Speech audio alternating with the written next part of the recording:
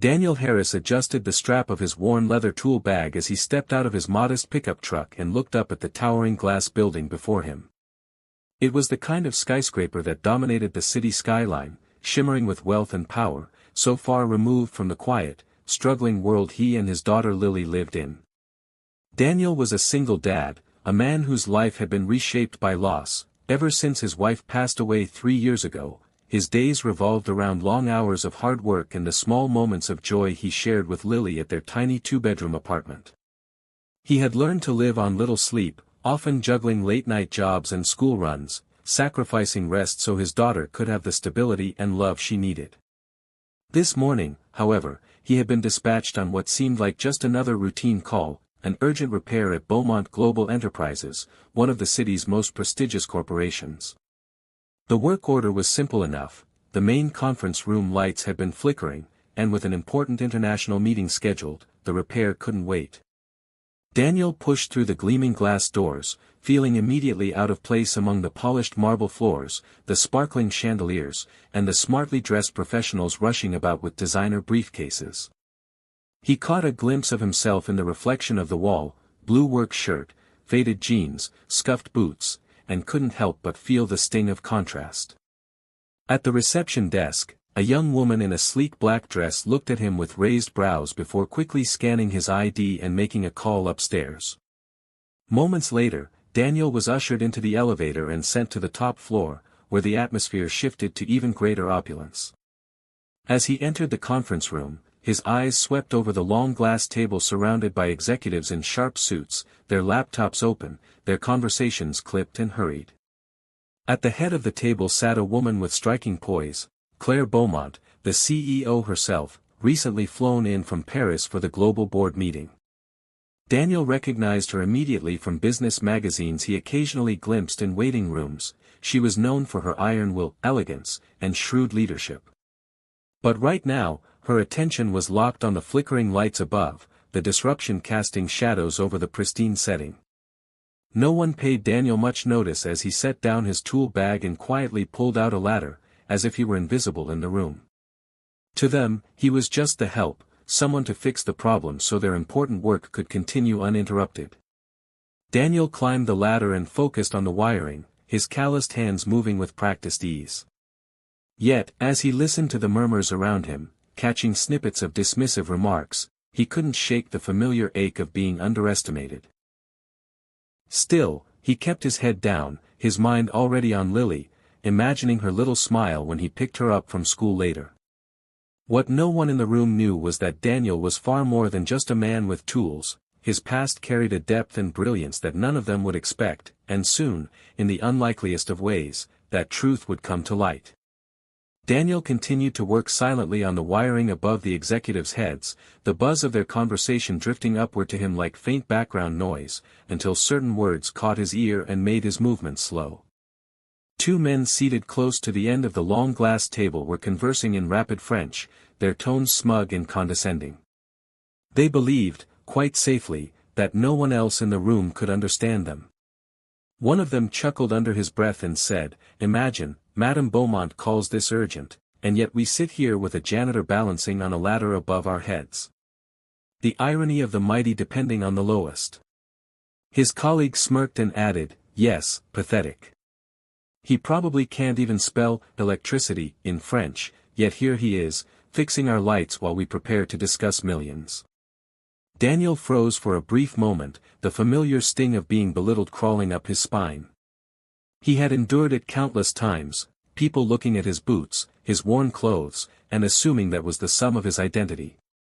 But unlike before, this time he had a choice: he could remain invisible, or he could speak. Slowly, he descended the ladder halfway, turned his head just enough for his voice to carry, and said in perfect, fluid French, "Pathetic, you say? Sometimes life humbles a man, but never mistake humility for weakness. You might be surprised to know that even those who once sat at a table like this can climb ladders, too." His words cut through the room like lightning. Every head turned toward him, jaws slack, and the two French executives turned crimson, their smirks wiped away in an instant.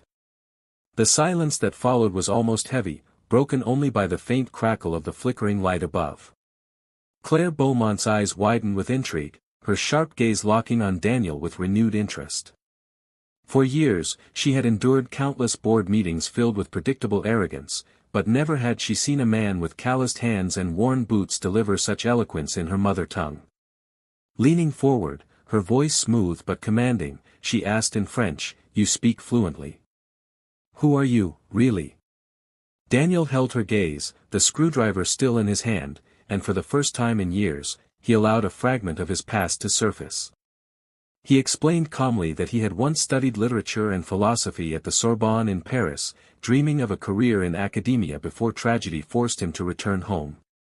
Life had redirected him, stripping away prestige and titles, leaving him with nothing but responsibility and his daughter to protect. His fluency, his education. Those were pieces of a man most would never bother to look for beneath the surface. As his words sank in, the room remained hushed, and even the most arrogant of executives had nothing left to say. Daniel climbed down the rest of the way and packed up his tools, prepared to leave quietly, but Claire stopped him with a single, deliberate phrase that shifted the air entirely: "Stay. I want to speak with you, alone." The room emptied quickly after Claire's dismissal, the executives exchanging uneasy glances as they filed out, some avoiding Daniel's eyes altogether, others stealing quick, curious looks at him as if seeing him for the first time. When the door shut behind the last of them, the silence inside the vast conference room felt almost intimate, broken only by the soft hum of the city below filtering through the tall glass windows. Claire remained seated at the head of the table, her posture poised, yet her eyes studied Daniel with a depth that made him feel both exposed and strangely respected. He stood awkwardly near his tool bag, unsure if he should speak or simply leave, but before he could decide, Claire gestured for him to sit. "Tell me," she said, her voice low and calm, "how does a man who studied at the Sorbonne end up on a ladder fixing my lights?" Daniel hesitated, then lowered himself into a chair, his hands rough against the polished glass surface. He explained, not with self-pity but with quiet honesty, that life had not unfolded as he once envisioned.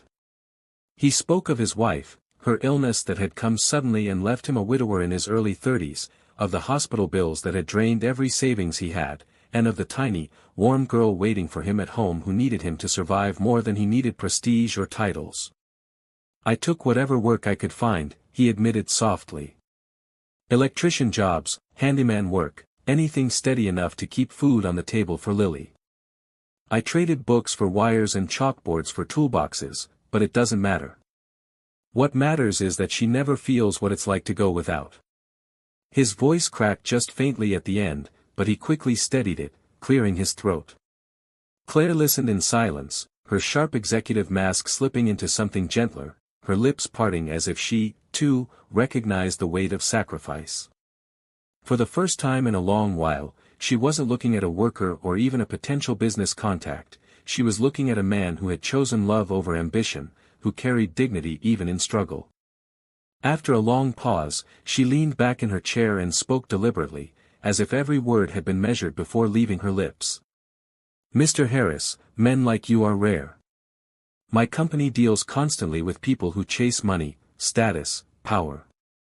But you have a mind and a heart. That combination is what my business desperately lacks." Daniel frowned, unsure of what she meant until she continued, "I want to offer you something. Not a repair contract, but a position. An opportunity to work as a liaison for my European clients. Your language skills, your perspective, your ability to ground people, you'd be invaluable." For a moment, Daniel's heart pounded with a mix of disbelief and fear. He had walked in here to fix a light bulb, not to have his entire future rewritten. "I appreciate the offer," he said cautiously, "but my daughter, she needs me more than any career ever could." Claire's expression softened, she understood sacrifice, though she had never been forced to choose it so completely. "Then bring her with you," she said gently. "Bring her into a world where she can see her father's brilliance, not just his sacrifice." The word struck him like a spark in the dark, igniting something in him he thought long extinguished. For the first time in years, he considered that maybe he didn't have to choose between survival and fulfillment, that perhaps, with this unexpected chance, he could give Lily both. 3 weeks later, Daniel found himself standing once again before the gleaming skyscraper of Beaumont Global Enterprises, but this time, everything felt different. Gone were the worn boots and faded work shirt. Instead, he wore a tailored navy suit that Claire had insisted the company provide for him, his broad shoulders fitting into it awkwardly at first but now with a quiet confidence that surprised even him. Beside him, holding his hand tightly, was Lily, her eyes wide as she craned her neck to take in the endless glass windows that reflected the morning sun.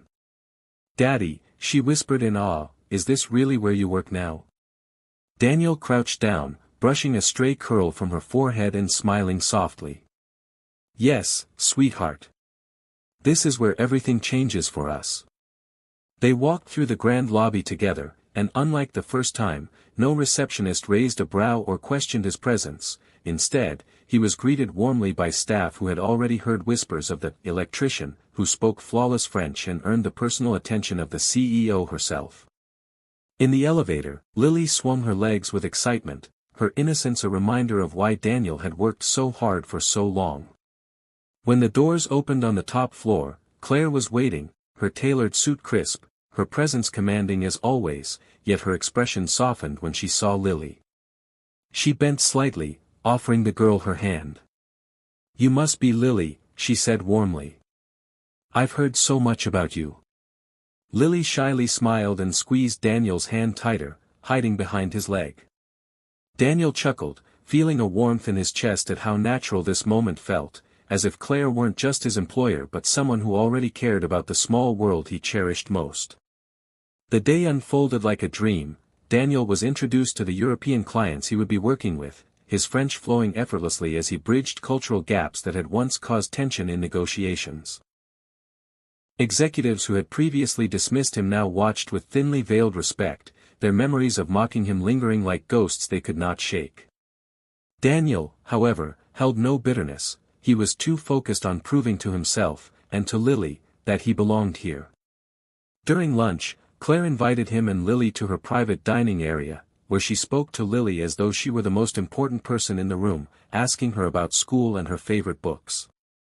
Daniel watched, astonished at the ease with which this powerful woman showed kindness, and for a fleeting moment, he felt something stir inside him, something beyond gratitude, something he hadn't allowed himself to feel since his wife's passing. As the day ended, Daniel stood at the massive glass windows of the office, Lily leaning against his leg as the city lights flickered on below.